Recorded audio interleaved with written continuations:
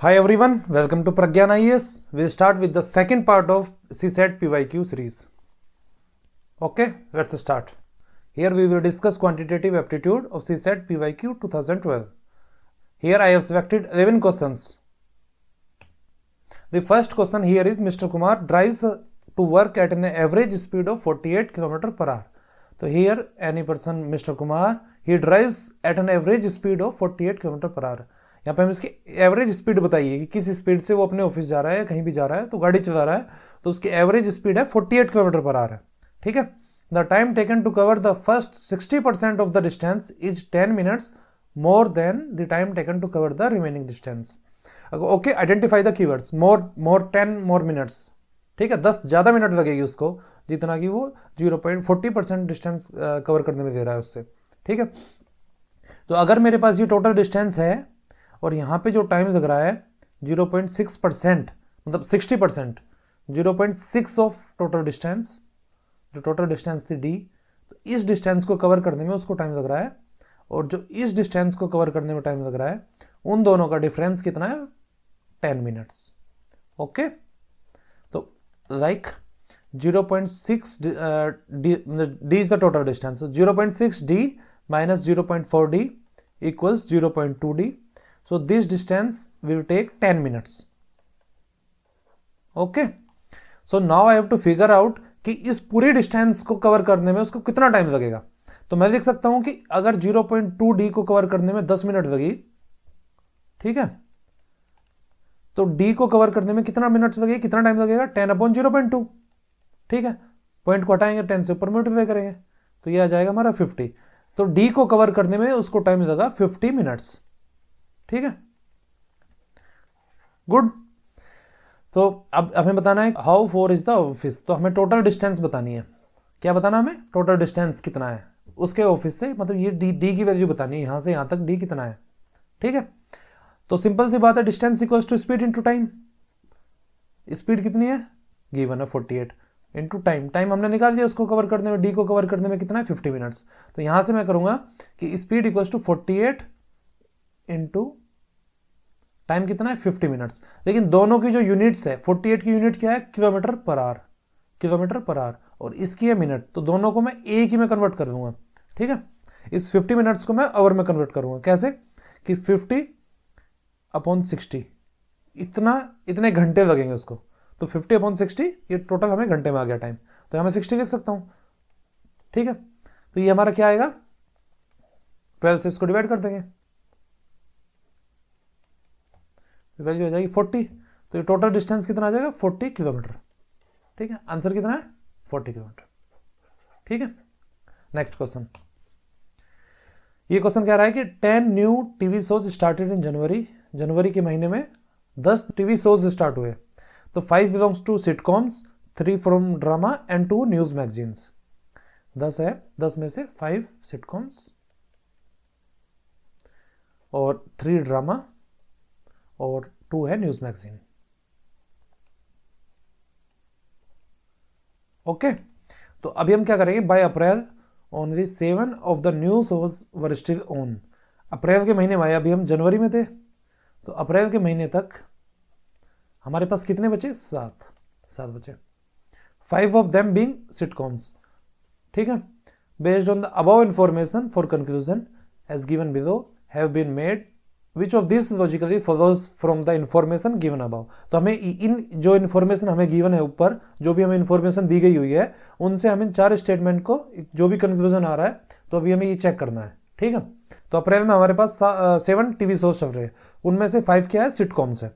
तो सिटकॉम्स हमारे पास स्टार्टिंग कितने हुए थे? 5 हुए थे. तो 5 के 5 यहाँ आए हमारे पास. तो बचे 2. तो 2 कौन से है? तो इनके लिए हमारे पास क्या क्या कंडीशन हो सकती है कि ये 2 या तो दोनों के दोनों न्यूज चैनल हो सकता है, या फिर दोनों के दोनों हमारे पास ड्रामा के हो. अब दोनों के दोनों ड्रामा का होंगे तो हमारे पास 3 थे, एक हट गया, इसका मतलब एक डिसकंटिन्यू हो गया. हमारे पास अब 2 बचे हैं ना. तो अगर 2 ड्रामा के हैं तो एक डिसकंटिन्यू हो गया. और अगर हमारे पास दोनों के दोनों न्यूज़ के हैं तो तीनों के तीनों ड्रामा डिसकंटिन्यू हो गए. और अगर हमारे पास एक ड्रामा का है और एक हमारे पास न्यूज़ का है, तो एक न्यूज़ का डिसकंटिन्यू हो गया, 2 ड्रामा के डिसकंटिन्यू हो गए. ठीक है. ये हमारे पास तीन इंफॉर्मेशन आ गई है यहाँ से ऊपर से. तो पहली जो है only one news magazine shows is still going on, सिर्फ एक न्यूज मैगजीन, इस वाली कंडीशन में ये सेटिस्फाई कर रहा है, लेकिन इन दोनों के अकॉर्डिंग ये सेटिस्फाई नहीं कर रहा, तो इसका मतलब ये केस गलत हो गया। Only one of the drama show is still going on, सिर्फ एक ड्रामा शो अभी चल रहा है, तो कौन सा ड्रामा शो अभी चल रहा है, मतलब ओनली वन, तो इस वाले केस में सिर्फ एक ड्रामा शो चल रहा है, लेकिन इसमें दो चल रहे हैं, इसमें एक भी नहीं चल रहा है, तो ये भी कंडीशन वाली गलत हो जाएगी। थर्ड क्या कह रहा है, at least one discontinued show was a drama, तो यहाँ पे देखें तो यहाँ पे तीनों के तीनों डिसकंटिन्यू हो गए, यहाँ पे एक डिसकंटिन्यू हो गया, तो यहाँ पे दो डिसकंटिन्यू हो गए, लेकिन ये स्टेटमेंट सही है। फिर तीन थे हमारे पास, तीन में से अभी दो है टोटल, तो दो टोटल में से या दोनों न्यूज़ के हैं या दोनों ड्रामा के हैं या एक न्यूज़ एक ड्रामा, यही तीन कंडीशन हो सकती है। तो एटलीस्ट पूछा है इसने, एटलीस्ट कम से कम एक डिसकंटिन्यू है, तो हाँ तीनों में कम से कम एक डिसकंटिन्यू है, तो इसका मतलब ये स्टेटमेंट सही है, तो हमारा आंसर ये हो जाएगा, simple. Next question, either A and B are of same age और A is older than B. अच्छा ये गिवन है कि ए की एज या तो बराबर है या फिर ए बड़ा है किससे, बी से, एक इक्वेशन आ गई हमारे पास। दूसरा कह रहा है C and D are of same age और D is older than C, तो इस वाली कंडीशन हमारे पास क्या आएगी, ये वाली आ जाएगी, ठीक है, दोनों स्टेटमेंट होगी। तीसरी क्या कहते हैं, B is older than C, B क्या है, सी से बड़ा है, तीसरी स्टेटमेंट ये आ जाएगी, ठीक है, ओके। तो अभी हमें क्या कंक्लूजन निकालना है इस स्टेटमेंट से, मतलब कंक्लूजन निकालना है कौन सा सही है कौन सा गलत है, ठीक है, इन स्टेटमेंट से। A is older than B, A B से बड़ा है, हाँ बड़ा भी हो सकता है लेकिन बराबर भी हो सकता है, तो ये वाली स्टेटमेंट गलत हो जाएगी।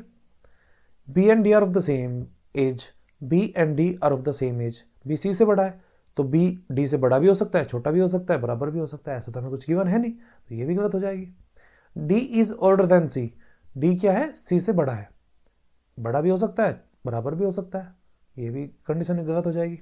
ए इज ओल्डर देन सी, ए क्या है, सी से बड़ा है, ए बी से बड़ा है, बी सी से बड़ा है, तो यहाँ से देखो पहली और थर्ड इक्वेशन से हमारे पास क्या आएगा, ए बराबर हो जाएगा बी के और बी सी से बड़ा, इसका मतलब डेफिनेटली ए सी से बड़ा है, ए सी से बड़ा है डेफिनेटली, क्योंकि जब बी बड़ा है सी से और ए तो आइदर बड़ा है या बराबर है, तो जब बी बड़ा है सी से तो ए तो पक्का बड़ा होएगा, ठीक है, आ गया ये आंसर, समझ में आ रहा है। नेक्स्ट इसमें देखते हैं, in the above figure circle P represents the hard working people, P में क्या है, जो हार्ड वर्क करते हैं वो है, ठीक है, इस वाले एरिया में पी में क्या है, जो हार्ड वर्किंग है वो है, और सर्कल क्यू में क्या है, सर्कल क्यू में क्या है, इंटेलिजेंट पीपल है, यहाँ पे इंटेलिजेंट पीपल है, ठीक है, और सर्कल आर में है ट्रूथफुल, तो यहाँ पे है ट्रूथफुल, ठीक है, और सर्कल एस में कौन से, ऑनेस्ट पर्सन है, ठीक है। बताना क्या है, which region represent the people who are intelligent, who are honest and who are truthful but not hard working, तो ये नोट वाली चीज़ याद रखनी है, जो हार्ड वर्किंग नहीं है उनको हटा देना है, तो हार्ड वर्किंग का एरिया कितना था, इतना एरिया है, तो मतलब ये चीज़ें हटा देनी है हमें, ये चीज़ें हमें हटा देनी है। अब हमारा आंसर इसके बाहर से होएगा, कहीं भी इसके बाहर से होगा। अच्छा कुछ क्वेश्चन है ना हम वेन डायग्राम से डायरेक्ट भी कर सकते हैं, तो देख के समझ सकते हैं, तो अगर ये हमारे पास इन्फॉर्मेशन होती है और डायग्राम नहीं होता तो ये डिफिकल्ट हो जाता है, तो ऐसे क्वेश्चन में वेन डायग्राम बना देना चाहिए, वेन डायग्राम बनाना सिखाऊंगा मैं, जब प्रॉपर बैच होगा तो उसमें वेन डायग्राम बताऊंगा आपको, ठीक है। अभी हमें बताना है कि जो इंटेलिजेंट भी है, ऑनेस्ट भी है और जो ट्रूथफुल भी है, तीनों है, लेकिन हार्ड वर्किंग नहीं है। अब हार्ड वर्किंग का हटा दिया हमने, अब ऐसा सर्कल, ऐसा एरिया बताओ जो तीनों में आता हो। अच्छा ये 6 है, 6 इस एरिया में भी आएगा, इस एरिया में आएगा, और 6 इस एरिया में भी आएगा, इस सर्कल के एरिया में भी आएगा ट्रूथ वाले में, और 6 इस वाले सर्कल के एरिया में भी आ रहा है नहीं आ रहा है, तो ये समझ में आ रहा है कि ये वाला जो एरिया होगा हमारा, ये 6 वाला एरिया, ये तीनों में कॉमन है, तीनों सर्कल में, ठीक है, तीनों में कॉमन है, और हार्ड वर्किंग हमने बाहर निकाल दिया है, तो आंसर क्या होगा, 6 होगा, समझ में आ रहा है। नेक्स्ट क्वेश्चन करते हैं, consider the following information regarding the performance of a class of 1000 students in 4 different test, 4 test है, 1000 बच्चे हैं, तो उनकी इन्फॉर्मेशन हमें गिवन है इस टेबल में, ठीक है। If a student score 74 marks in each of the 4 test, एक स्टूडेंट के 4 टेस्ट में लगातार 74 मार्क्स आए, 74 74 74, in which of the following test is her performance the best comparatively, किस टेस्ट में उसकी जो परफॉर्मेंस है वो सबसे अच्छी है, और कंपेरिजन में मतलब चारों में उसके 74 है आउट ऑफ 100, ठीक है। लेकिन अगर हमने 4 टेस्ट देखा है, एक मैथ्स का टेस्ट है, एक साइंस का, एक फिजिक्स का, ऐसे 4 टेस्ट है, तो चारों में उसके 74 आए, और दूसरे बच्चों से कंपेयर करके उसके मार्क्स किस टेस्ट में बेस्ट है कंपेयर करना है दूसरों के बच्चों के अकॉर्डिंग। तो अगर मैं थर्ड और फोर्थ केस देखूं, थर्ड और फोर्थ टेस्ट देखूं, तो उनमें एवरेज मार्क्स क्या है 70 और 80, 70 और 80, और वो स्कोर कर रहा है 74। तो इस वाले में तो बेस्ट हो नहीं सकता क्योंकि एवरेज ही 80 है, नहीं हो सकता बेस्ट। इस वाले केस में क्या है कि एवरेज समवेयर अराउंड 70 है, एवरेज इज 70 और 74 इज समवेयर अराउंड 70, मतलब आसपास है 70 और 74। तो यहाँ पे भी बेस्ट चांस है बेस्ट होने के। अब हमारे पास दो केस बचते हैं 60 और 60, पहले और दूसरे में उसका स्कोर 74 है, तो कहीं ना कहीं इन दोनों में से बेस्ट स्कोर होएगा। ठीक है, इन दोनों में से बेस्ट स्कोर होएगा। अब हम देखते हैं कि मैक्सिमम मार्क्स किस में कम है, जिसकी मैक्सिमम की रेंज कम है और उसका 74 के अराउंड है, उसमें बेस्ट होना चाहिए। ठीक है, तो सेकंड केस में क्या है कि जो बेस्ट मार्क्स आ रहे हैं वो 75 है, जो रेंज है पूरी की पूरी 45 टू 75 है। तो जो बेस्ट मार्क्स है, किसी बच्चे ने जो टॉप किया है उसके 75 है और मेरे 74 मार्क्स है, तो कहीं ना कहीं मैं भी कंपेरेटिवली अपना बेस्ट बोल सकता हूँ, क्योंकि पहले टेस्ट में किसी के जो बेस्ट है वो 90 है, और 90 और 74 में अगर आप कंपैरिजन करोगे तो डिफरेंस है काफ़ी, 26 मार्क्स का डिफरेंस, 16 मार्क्स का डिफरेंस है। तो 90 और 74 में अगर आप कंपैरिजन करोगे तो 16 मार्क्स का डिफरेंस है। ठीक है, यहाँ पे सिर्फ 1 मार्क्स का डिफरेंस है। तो टेस्ट बी में क्या है, बेस्ट परफॉर्मेंस उसकी होगी। ठीक है, ये क्वेश्चन समझ में आया? अच्छा, ये डायग्राम से समझना है ना, बहुत आसान होता है। डायग्राम गिवन है, सिर्फ आपको रेफरेंस निकालना है, चीज़ें कंपेयर करनी है ऐसी। ठीक है, और अटेंटिव रहना है कि क्वेश्चन करते टाइम अटेंटिव रहना है। जो अगर आप फिगर या कोई भी डाटा कंपेयर कर रहे हो, तो कंपेयर करने में अगर आपने थोड़ी सी भी अगर आप के डाटा में दिमाग में उल्टा फिल्टा हो रहा है तो उससे फिर चीज़ें खराब हो जाएगी। ठीक है, नेक्स्ट क्वेश्चन करते हैं। ये क्या कह रहा है कि 2 ग्लासेस ऑफ इक्वल वॉल्यूम और रेस्पेक्टिवली हाफ एंड 3/4 फिल्ड। हमारे पास 2 गिलास ऑफ वाटर है, 2 गिलास है, वाटर नहीं है हमारे पास। क्या है कि 2 गिलास है। ठीक है, 2 गिलास हो गए हमारे पास। ठीक है, रेस्पेक्टिवली हाफ एंड 3/4 फिल्ड, ये आधा भरा हुआ है और ये 3/4 भरा हुआ है। ठीक है, और क्या है इसमें, मिल्क है।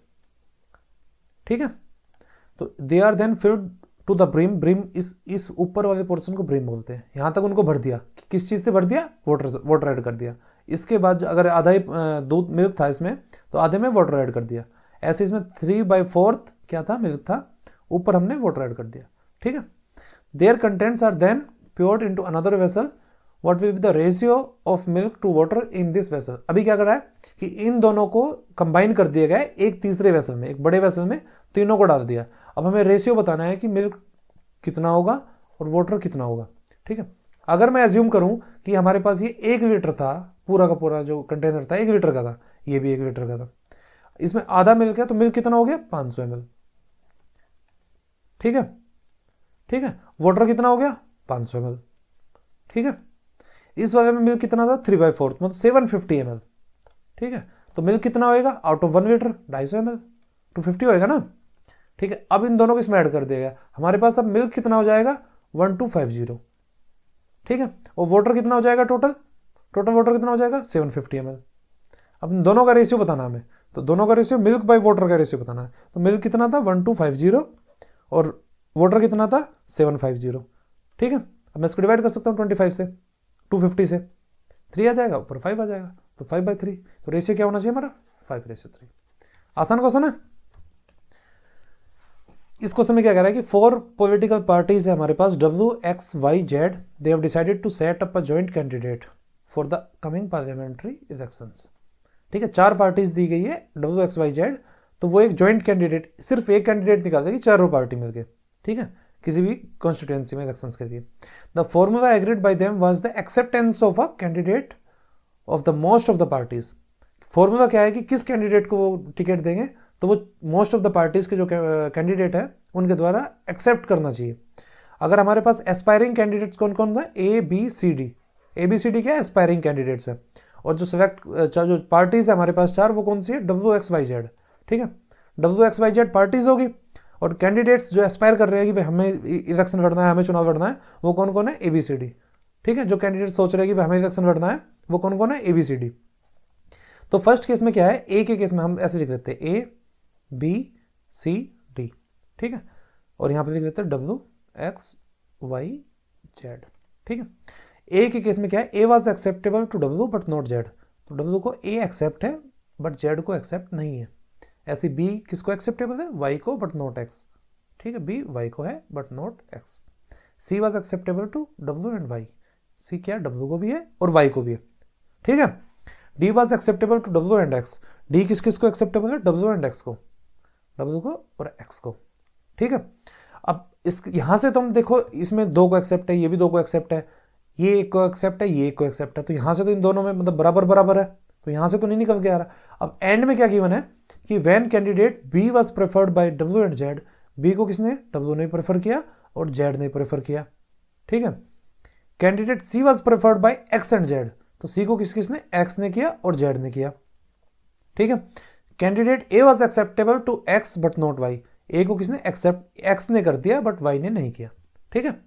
तो हु गोट द टिकट, अब टिकट इसमें से किसको मिला। अब अगर आप सिंपल सी देख सकते हो, फिगर देख सकते हो, किस किस इंसान को, ए बी सी डी को सब ने एक्सेप्ट किया है, तो यहां समझ में आ रहा है सी को चारों ने एक्सेप्ट कर दिया है, ठीक है। ए को दो ने किया है, बी को दो ने किया, तीन ने किया है, और डी को दो ने किया है और दो का भी पता नहीं हमें, तो सी को चारों ने एक्सेप्ट कर दिया है, तो किसको टिकट मिलेगा, सी को, राइट आंसर। अभी हम नेक्स्ट क्वेश्चन करते हैं। ये क्या कहता है कि एग्जामाइन द फॉलोइंग स्टेटमेंट, हमारे पास कुछ स्टेटमेंट है, उनको देखना एक बार, ठीक है। None but students are the members of the club, none but students are the members of club, कि एक हमारे पास क्लब है, कुछ स्टूडेंट्स उसके मेंबर है। सब members of the clubs are married, कुछ मेंबर्स इस क्लब के क्या है, मैरिड है। अगर ये वाली फिगर मैरिड पर्सनस के लिए है और ये क्लब्स के लिए है, तो ये वाले मैरिड हो गए और ये मेंबर्स किसके हो गए, क्लब के भी हो गए, दोनों हो गया मैरिड क्लब्स के लिए, ठीक है। थर्ड क्या कहता है, all married persons are invited for dance, तो जितने भी मैरिड पर्सन्स हैं वो डांस के लिए इन्वाइटेड है, ठीक है। तो अब हमें कंक्लूजन बताना है कि कौन से इन तीनों स्टेटमेंट से हम क्या कंक्लूजन निकाल सकते हैं, ठीक है। इन तीनों में से हम क्या क्या कौन सी बात इसमें स्टेटमेंट जो है, चार कंक्लूजन है हमारे पास, इन तीन स्टेटमेंट से कौन सा सही है। All students are invited for dance, तो अगर स्टूडेंट्स ये है तो ये डांस में इन्वाइट नहीं होंगे, मेंबर्स ऑफ क्लब तो होंगे, पर ये मैरिड है, मैरिड नहीं है, तो ये इन्वाइटेड फॉर डांस भी नहीं होंगे, तो पहला स्टेटमेंट गलत हो गया। सेकंड कह रहा है all married students are invited for dance, all students those who are married they are invited for dance, ठीक बात है। अगर ऐसे है, ठीक है, और मैरिड पर्सन सारे के सारे इन्वाइटेड है, सारे के सारे इन्वाइटेड डांस के लिए, तो ये वाले जो स्टूडेंट्स होंगे ये भी इन्वाइटेड होंगे डांस के लिए, हो गए, तो ये वाला स्टेटमेंट सही है, ये कंक्लूजन सही है। All members of the club are married person, all members of this club, ये पूरा एक क्लब है, इसके सारे मेंबर्स मैरिड है, नहीं सिर्फ ये वाले मैरिड है, तो ये वाले तो नहीं है, तो ये वाली स्टेटमेंट भी गलत हो गई, ठीक है। None of the above conclusion can be drawn, ठीक है। आंसर आ गया हमारा B option. Next question, figure given below are changing with certain rules as we observe them from left to right, अगर हम लेफ्ट से राइट की तरफ चलेंगे तो इसमें कुछ ना कुछ रूल्स चेंज हो रहे हैं, कुछ पैटर्न फॉलो कर रही है ये फिगर, तो हमें आइडेंटिफाई करना है कि कौन सा पैटर्न वो ये फिगर जो है फॉलो कर रही है। अच्छा, अगर हम फिगर 1 देखें तो इसमें एक ऐसे डंडा है और ऊपर की तरफ ट्राइंगल का ऊपर की तरफ है। अब ये जो हमारे पास लाइन थी ये थोड़ी सी स्लैंट हो गई है, बाकी जो ट्राइंगल था वो ऊपर से नीचे आ गया और उसकी जो साइड भी चेंज हो गई, पहले अपवर्ड थी अब नीचे की तरफ डाउनवर्ड हो गई। अब ये ट्राइंगल यहाँ पे चला गया, इस साइड चला गया, ऊपर से नीचे आया, नीचे से इस साइड आया, इससे फिर ऊपर चला गया, यही हो गया ना। अब यहाँ से फिर यहाँ आना चाहिए, ठीक है। और ये अपना फेस भी पहले अब ऊपर की तरफ है, फिर नीचे की तरफ, फिर ऊपर की तरफ, फिर नीचे की तरफ है, इसका मतलब फिर से ऊपर की तरफ जाएगा। तो ये आइडेंटिफाई करो, ऊपर की तरफ इसमें है, इसमें नहीं है, इसमें भी नहीं है, इसमें भी नहीं है, तो आंसर क्या होना चाहिए, आंसर क्या होना चाहिए, ये होना चाहिए, ठीक है। यहाँ से सिर्फ एक पैटर्न हमने इसका फॉलो किया है और इसका सिंपल आंसर निकल के आ रहा है इससे, ठीक है।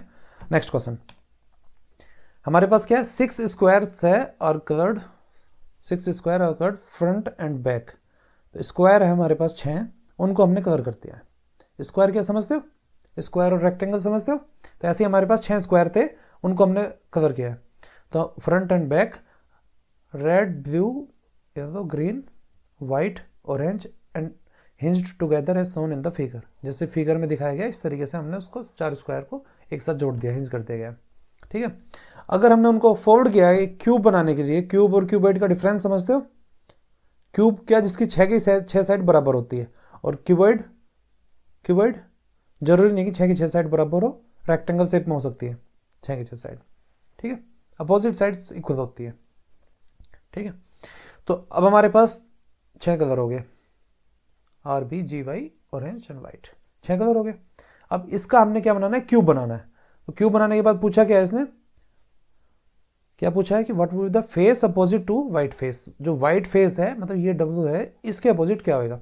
अगर मैं इसको अपनी तरफ मानूँ, एक सेंटर में मान लिया हमने G, अब G के अराउंड हम घुमाते हैं, ठीक है, ये मेरी तरफ फेस कर रहा है, तो G के ऊपर अगर हम फोल्ड करेंगे तो G के ऊपर B आ जाएगा, ठीक है, और Y आ जाएगा इस साइड में, Y आ गया यहाँ पे, भाई ये तो आ गया ऊपर, ये आ गया इस साइड में, और W चले जाएगा, ऑरेंज चले जाएगा पीछे की तरफ, पीछे आ जाएगा ऑरेंज, और W आ जाएगा किस तरफ, Y के नीचे जाएगा, और Y साइड में है तो ये नीचे आ जाएगा एकदम, तो W आ जाएगा G के नीचे, ठीक है, R आ जाएगा इस साइड में। यही तो क्यों बनेगी। और पूछा क्या है, वाइट के अपोजिट फेस क्या होगा, और वाइट नीचे है G के, तो G के ऊपर क्या आएगा, B, तो आंसर क्या हो गया, B, ठीक है, आसान था ये भी, ठीक है। अब हम लास्ट क्वेश्चन देखते हैं।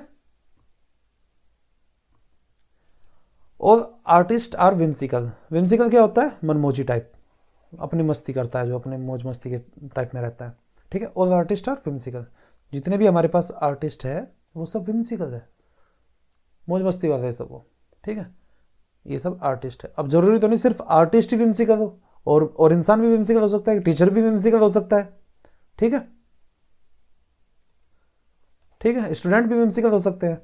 तो some artist are drug addict, कुछ आर्टिस्ट क्या है, ड्रग एडिक्ट है, कुछ आर्टिस्ट ये ड्रग एडिक्ट है, सारे नहीं है, कुछ है,